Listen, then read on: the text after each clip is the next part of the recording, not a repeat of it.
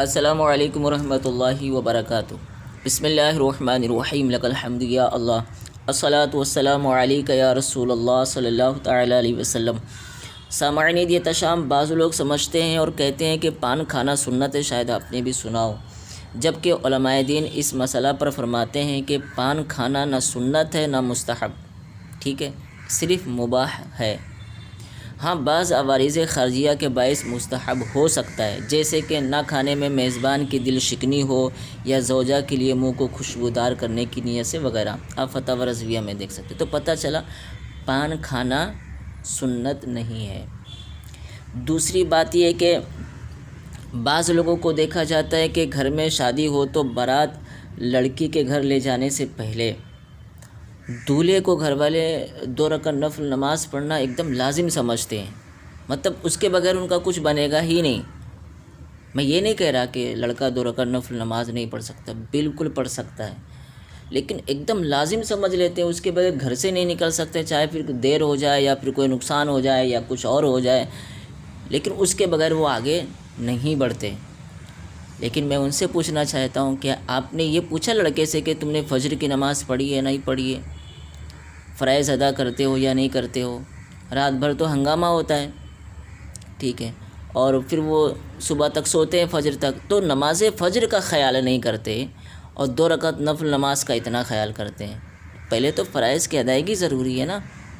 تو میں بالکل کہتا ہوں کہ 2 رکعت نفل نماز پڑھ کر دعائیں کر کے اپنے گھر سے رخصت ہوں اور اللہ اس میں برکتیں رحمتیں نازل فرمائے، لیکن سمجھیے مسئلے کی نزاکت کو سمجھیے اور باہر آئیے ان سب چیزوں سے، سمجھیے کہ کس چیز کی کیا حیثیت ہے اور کس چیز کی کیا قیمت ہے اور کس چیز کو کیسے کرنا چاہیے۔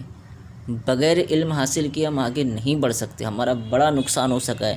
اب اور نقصانات کی طرف نہ جائیں خدا کے واسطے، اور نیکی کا حکم کرنا اور برائی سے منع کرنا یہ اپنے لیے لازم کر لیں، ضروری سمجھ لیں، اور اس مشن کو آپ بڑھائیں، لوگوں کو نیکی کا حکم دیں، برائی سے منع کریں، آنکھیں نہ پھیریں اس سے، ورنہ بڑا نقصان ہوگا ہمارا۔ تیسری بات یہ ہے کہ بعض لوگوں کا خیال ہے کہ